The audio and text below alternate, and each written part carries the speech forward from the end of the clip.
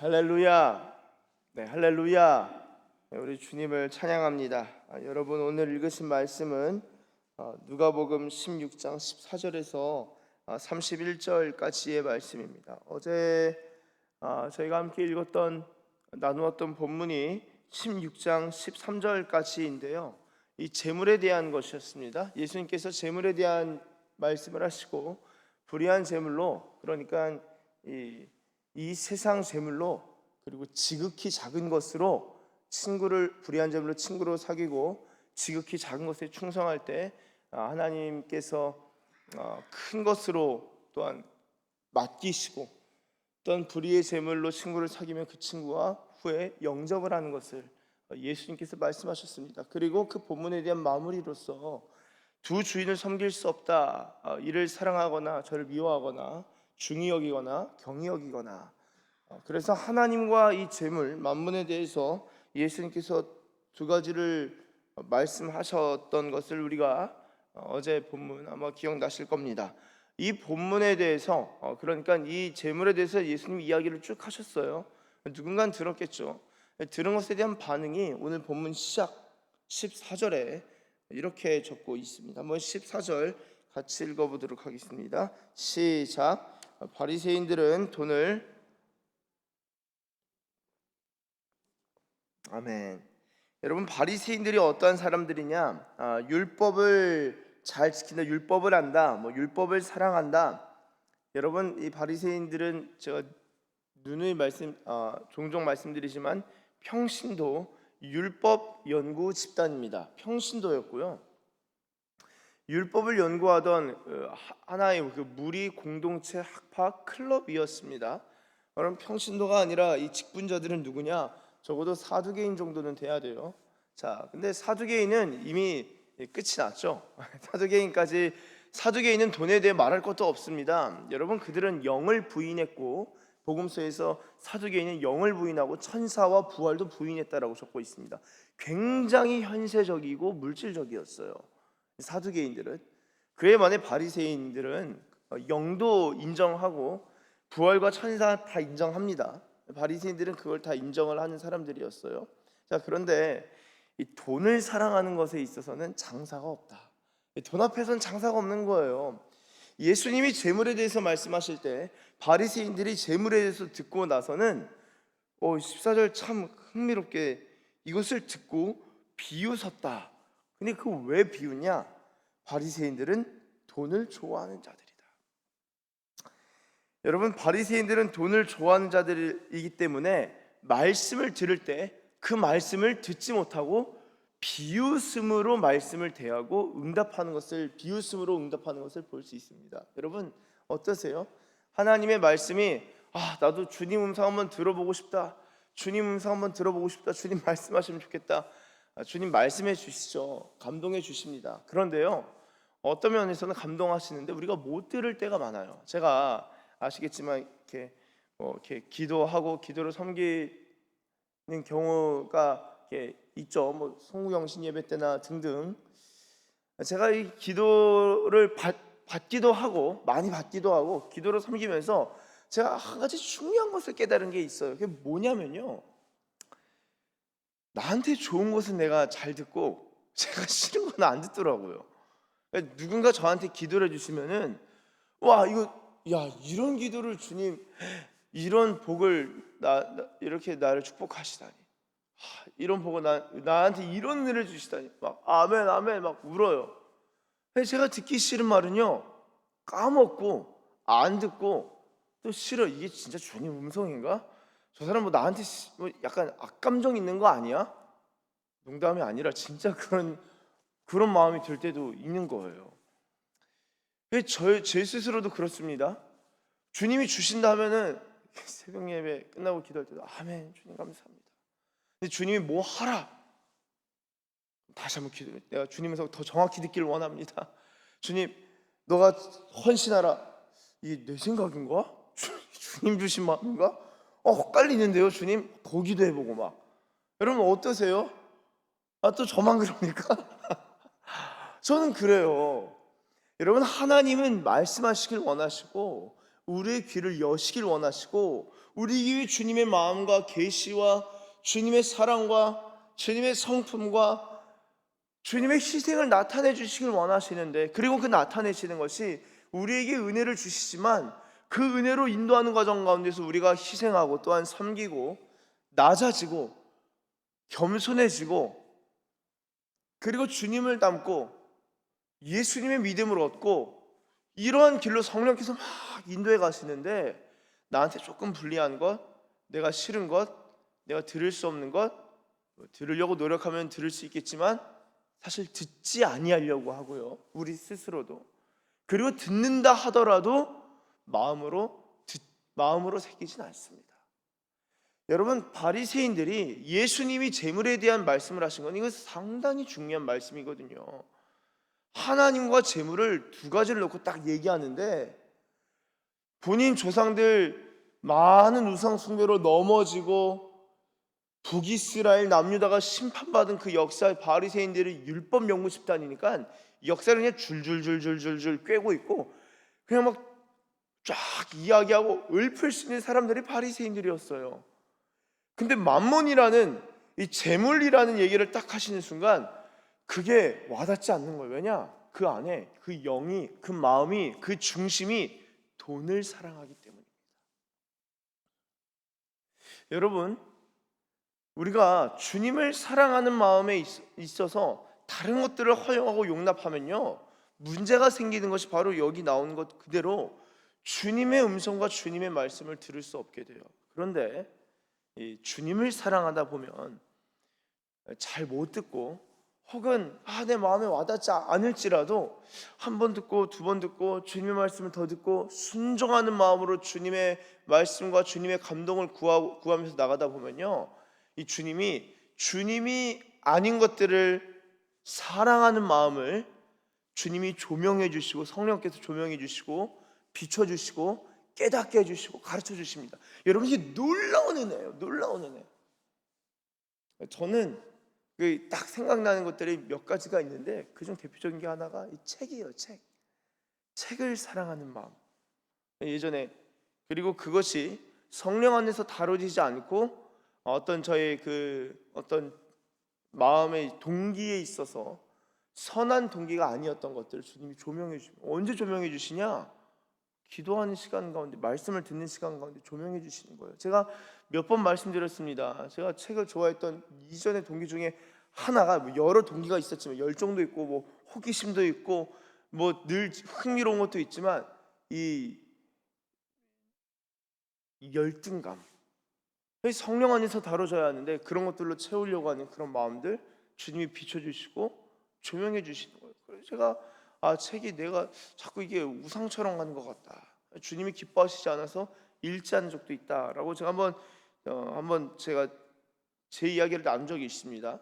주님이 아닌 것을 사랑하는 것을 이 새벽의 시간에 주님이 조명해 주시는 거예요. 놀랍지 않습니까? 새벽에 주님이 조명해 주시는 것, 주님의 빛 가운데 자꾸 있고 어제도 있고 오늘도 있고 매일같이 그 주님의 조명하심 가운데 우리의 마음을 열고, 여러분, 이 새벽에 일어나는 거 어렵지 않으세요? 이거는 공감하시네요. 어렵잖아요.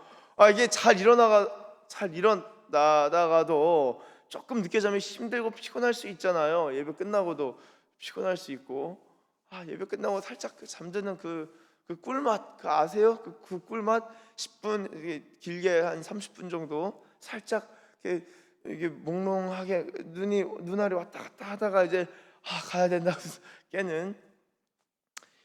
여러분, 매일매일 그렇게 주님 앞에 나오는 데 있어서 우리 마음을 열고 주님 앞에 있으면요, 주님을 사랑할 수 있도록, 주님만 사랑하는 기쁨과 주님의 말씀으로 풍요롭고 주의 말씀으로 기뻐할 수 있도록 주님이 아닌 것들, 주님이 기뻐하시지 않는 것들, 주님이 아닌 것들을 사랑하는 그 마음들을 조명하시고 그런 마음들을 다뤄주신다라는 것입니다.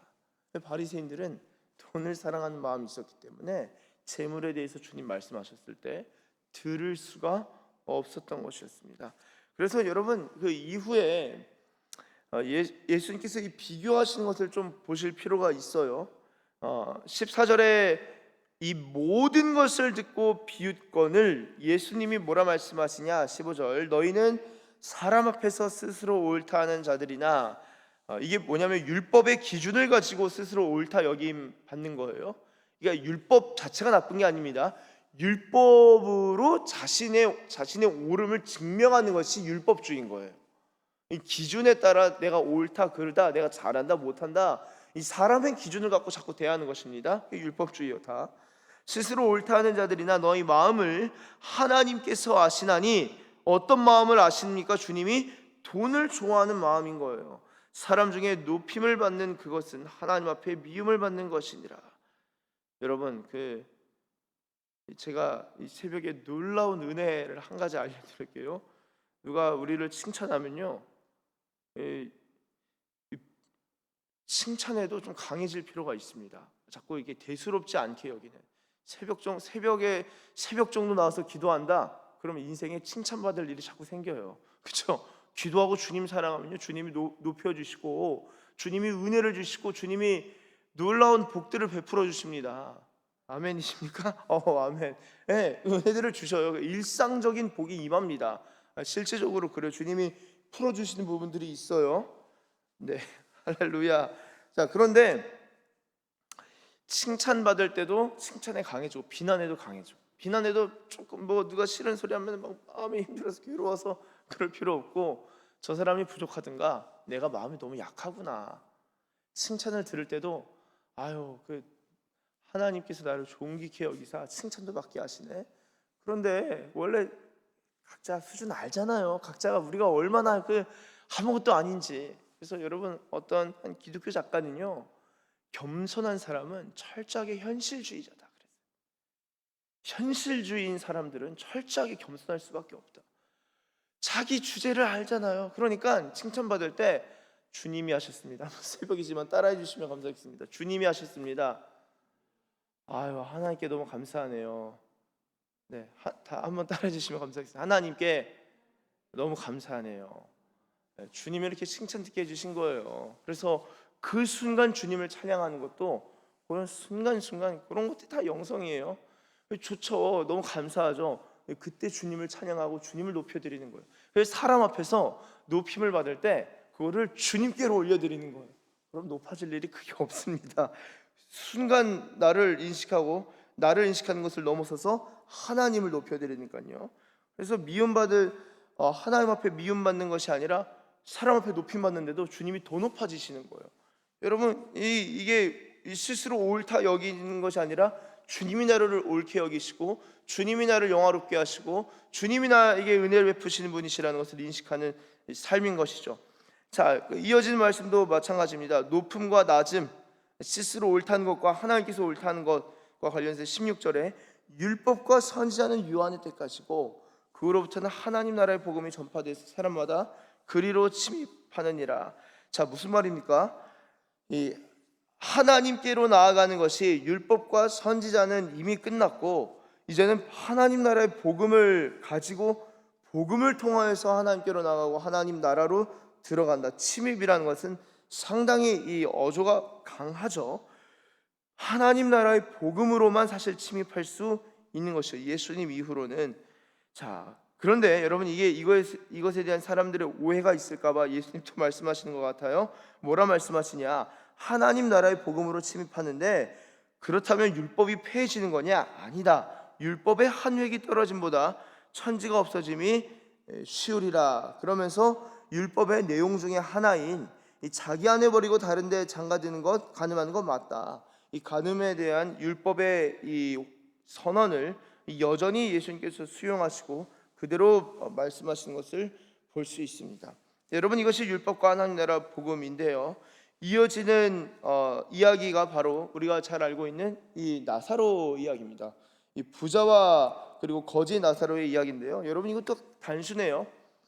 이런 이야기들을 이해하실 때 여러분, 네 가지 씨의 비유 예수님께서 말씀하실 때 그 뒤에 제자들에게 이것이 어떤 내용인지, 비유가 어떤 내용인지 해설해 주시죠. 그리고 이런 비유들을 잘 보시려면은 성경은 비유뿐만이 아니라 앞뒤 문맥을 고려하시면서 읽어 가셔야 되는데, 이 부자 나사로 이야기도요, 아니 누가복음 3장에 나올 수도 있잖아요. 누가복음 5장에 나올 수도 있잖아요. 11장에 나오면 안 돼요?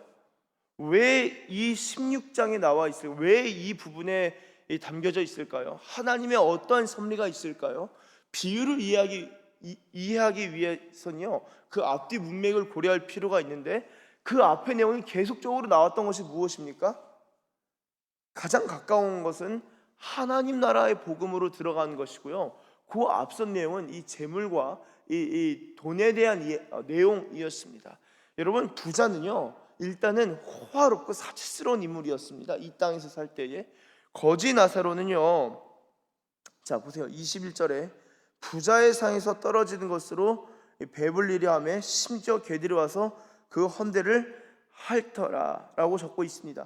아주 가난해서 먹을 것조차 아주 궁했던 이 거지가 부자와 또한 이 부자의 대문 앞에 버려진 나사로, 거지 나사로, 아주 대비되는 두 인물입니다. 자, 이 두 인물이 이 세상 살 때는요 아주 대비되고, 야, 내 인생은 왜 이럴까? 한쪽에서는 제 인생은 왜 저럴까? 그러고 살았어요. 근데 전도서에서 말씀하는 대로 그대로죠. 죽음은 피차 일반입니다. 다 죽어요. 다 죽는데 죽음 이후에 어떤 일이 일어나는가? 22절, 거지가 죽어 천사들에게 받들려 아브라함의 품에 들어가고 부자도 죽어 장사된다. 그가 음부 중에 고통 중에 눈을 들어 멀리 아브라함과 그의 품에 있는 누구를 봐요? 나사로를 보고. 여러분, 죽음 이후에 드라마틱한 반전이 일어납니다. 나사로가 죽어서 천국 대문 앞에 가만히 쭈그렁탱이가 돼서 앉아 있는 것이 아니라 이 나사로가 아브라함 품에 안겨 있다는 거예요. 그리고 부자는 아니 그렇게 호화롭게 날마다 잔치를 베풀었던, 그리고 아주 배불리 먹었던, 그러나 자기 대문 앞에 있었던 나사로에 있어서는 무시하고 경시하고, 쟤 좀 없애면 좋겠다, 잔치로 즐거운데 쟤만 보면 기분이 나쁘고, 그런 아주 악한 눈을 가졌었겠죠. 왜냐하면 그가 배고픈 것을 돌아보지 않았으니까요. 여러분, 근데 이 부자는 음부 중에 고통을 받았다라고 적고 있습니다. 자, 이것에 대해서 아브라함이 뭐라고 하냐? 25절 보시면, 너는 살았을 때에 좋은 것을 받았고 나사로는 고난을 받았으니 이것을 기억하라. 이제 그는 여기서 위로를 받고 너는 괴로움을 받느니라. 자, 그러니까 27절 쭉 얘기하다가 아버지여 구하노니 나사로를 내 아버지의 집에 보내소서. 여러분, 이 무슨 말입니까? 도대체 누가 아버지라는 것입니까? 아브라함이죠? 그럼 부자의 아버지가 누구예요? 부자가 아브라함을 제가 아버지라고 부르는 거예요. 아브라함의 자손입니다. 여러분, 예수님이 아브라함의 자손이라 했던 사람이 누굽니까? 바리새인들이에요. 본인이 아브라함의 자손이라고 자부했던 사람들이 바리새인들이라고요. 이들이 지금 그 마음이 자고한 마음이 있었고, 그리고 스스로 돈을 사랑하고 돈으로 잔치하고 난리가 났던 바리새인들인데, 스스로 옳다 하던 자들이었는데 죽음 이후에 그 이야기가 달라지는 것이죠. 아버지의 집에 보내달라. 여러분, 우리가 한 가지 또 생각해 봐야 될 게, 아브라함은 어떤 특징이냐? 구약의 특징이에요. 구약, 율법과 선지자의 특징이에요. 아버지 집에 나사로를 내 아버지 집에 보내주세요. 그러면서 이 고통받는 곳에 오지 않게 해주세요 라고 하니까 29절에서 아브라함이 이르되 그들에게 모세와 선지자들이 있으니 그들에게 들을지니라. 이르되 그렇지 않습니다. 아버지 아브라함이요 만일 죽은 자에게서 그들에게 한 자가 있으면 회개하리이다. 그러니까 아브라함이 뭐라고 대답합니까? 이르되 모세와 선지자들에게 듣지 아니하면 비록 죽은 자 가운데서 살아난 자가 있을지라도 권함을 받지 아니하리라 하였다 하시니라. 아멘. 여러분, 흥미롭습니다. 자, 말씀을 좀 정리하면요, 이 거지와 부자가 죽음 이후에는 전혀 다른 양상을 보이는데요, 이 말은 지금의 삶과 죽음 이후의 삶이 철저하게 밀접하게 연결되어 있다. 그래서 여러분, 살아있을 때 긴장감과 일종의 좀 두려움이 있어야 합니다. 주님에 대한 경외함도 있어야 되고요, 우리 삶에 대한 책임을 마흔 이후에 얼굴 피부가 책임집니다. 그건 마흔 이후고요, 그 죽음 이후에는요 우리의 모든 생각과 마음의 동기와 행실이 책임집니다. 그대로 가는 거예요. 이 심판에 대해서 잊고 살아가면요 그냥 부자처럼 살아가는 거예요. 사실 부자도 아닌데 너무 억울하지 않으세요? 여러분, 죽음 이후에 아브라함의 품에 안기느냐? 자, 그런데 이 문제에 있어서 한 가지 생각해 볼 게 이 마지막 부분입니다. 그것은 바로 모세와 선지자에게 듣지 아니하면은 죽은 사람이 가서 말해도 듣지 않는다. 그럼 모세와 선지자 이야기 들을 수 있으면요, 죽은 사람이 가도 듣고요, 가지 않아도 듣고요, 예수님 말씀하셔도 듣는 거예요. 지극히 작은 것에도 들을 수 있으면요, 큰 것도 들을 수 있어요. 지극히 작은 것에서 주님을 사랑하면요, 큰 영역에 있어서도 주님을 사랑할 수 있습니다. 여러분, 그래서 모세와 선지자, 아주 그 율법 이 1.1획에 있어서도 주님의 음성을 듣고자 하면요, 주님이 들려주시고 주님이 친히 인도하시고 주님의 음성, 주님의 강력한 감동으로 우리를 이끌어 가시는데, 우리가 이 주님을 사랑하는 것에 있어서 특별히 우리 삶이 지금 이렇게 주님이 아닌 것들로 부유한 마음, 바리새인처럼 돈을 사랑하는 마음, 부자처럼 자신의 삶을 자신의 삶만 돌아보는 그런 마음이 있다면요, 여러분이 이 새벽의 시간 짧게라도 기도하실 때에 우리의 마음이 가난한 자, 정말 누가복음에서는 그냥 가난한 자라고 나오죠. 누가복음을 함께 했던 사람들은 실제로 이 경제적으로 가난한 사람들이 있었기 때문에 그 마음의 가난함 가운데 주님을 추구하고 또한 주님을 사모하고, 가난해서 그 어떤 것은 할 수 없지만 주님을 바라는 마음 가운데 우리가 죽어서만이 아니라 이 땅에서도 주님 품에 안겨서 살아가시는, 주님의 품에 안겨서 살아가시는 그런 은혜와 복이 있으시길 예수님의 이름으로 축원합니다. 작은 것에도 주님의 음성을 듣고 또한 필요할 때마다 주님의 강력한 감동을 받고 인도함을 받는 저와 여러분들 되시길 예수님의 이름으로 축원합니다. 기도하겠습니다. 주님, 감사합니다. 주님,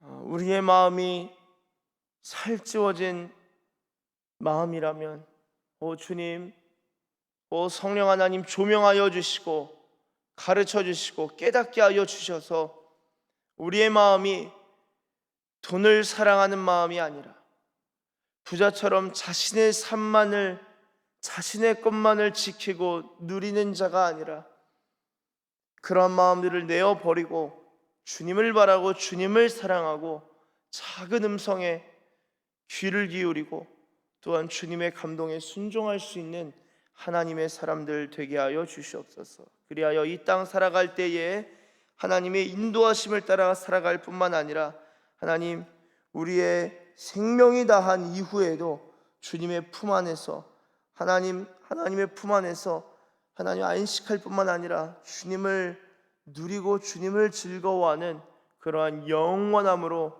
주께서 친히 인도하여 주시옵소서. 그러한 삶으로 우리를 인도하여 가실 줄 믿고 감사드리며 예수님의 이름으로 기도드립니다. 아멘.